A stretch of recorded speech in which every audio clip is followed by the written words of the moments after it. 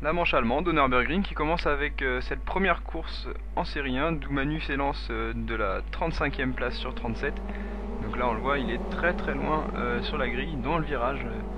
On va le voir apparaître ici bientôt sur nos écrans alors qu'il y a déjà du dégât dans, dans ce départ avec autant de voitures. Le voilà Manu qui va assurer ses premiers mètres de course.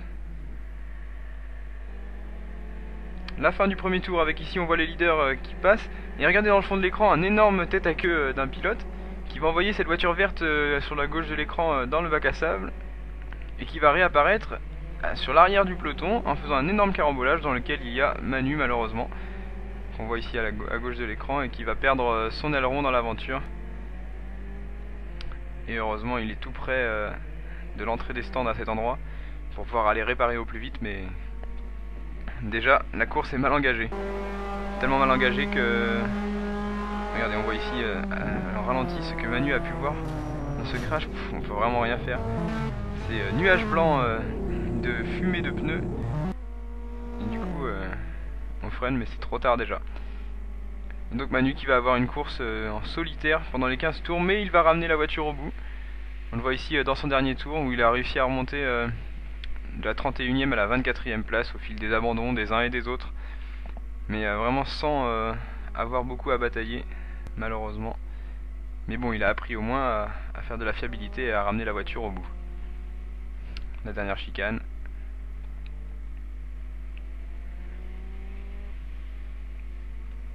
Et le dernier virage, donc pour Emmanuel qui va aller croiser la ligne à la 24e position, 7 points, important pour lui et l'équipe. Et surtout on va espérer mieux pour la deuxième course. Et en effet on aura mieux dans cette deuxième course avec le départ, toujours Manu loin derrière, même s'il s'est rapproché avec la 24e place sur la grille. Et ça commence nettement mieux, mais par contre c'est vraiment très très groupé. On voit ici Manu dans un énorme groupe très très compact. Et le premier tour va être mouvementé, vous allez le voir.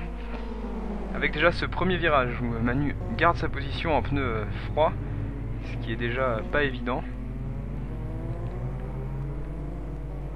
Et l'attaque est partout et ça va, les pilotes sont quand même très propres et font peu d'erreurs. Ici Philippe Demey qui va essayer de tenter sur Emmanuel l'intérieur, mais il ne passera pas. Alors que vous voyez il y a des accidents sur le côté. Il faut les éviter comme on peut quand on se bat en même temps avec des gens devant, des gens derrière.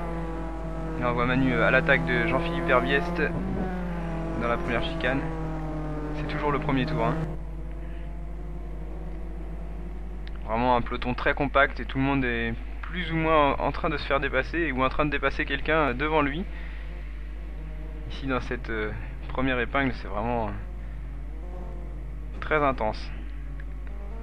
Et il n'y a pas beaucoup d'erreurs alors que les pneus sont quand même froids. Vraiment du bon boulot de la part des pilotes. Manu ici qui va se rapprocher très près d'un concurrent dans cette première chicane. Ce ne sera pas suffisant. Et là, pour aborder la dernière ligne droite, c'est lui qui va se faire aspirer par un de ses concurrents. Mais voilà, Philippe Demey qui va pouvoir tenter l'extérieur ou l'intérieur, je ne sais plus, sur la première chicane sur Manu. Et ça va passer magnifiquement. Du coup Manuel qui est bloqué à la réaccélération et qui se fait passer par une autre voiture. Et là, petit crash devant. Manu qui s'en sort très bien en ayant passé à l'extérieur, un peu obligé par une manœuvre de lui-même, et donc il gagne quelques places ainsi comme ça. Regardez, on revoit comment s'est passé cette fin de tour avec la caméra embarquée de Manu et déjà ce dépassement donc à la chicane. Voilà, il est bloqué à la réaccélération, il peut rien faire pour William Gozan qui le double. Et puis là, on va voir qu'il est gêné par Nicolas Valenti. Et il se manque de sortir, mais heureusement ça lui permet, voyez-vous, de se sortir de ce carambolage. Vraiment un premier tour très musclé et riche en émotions.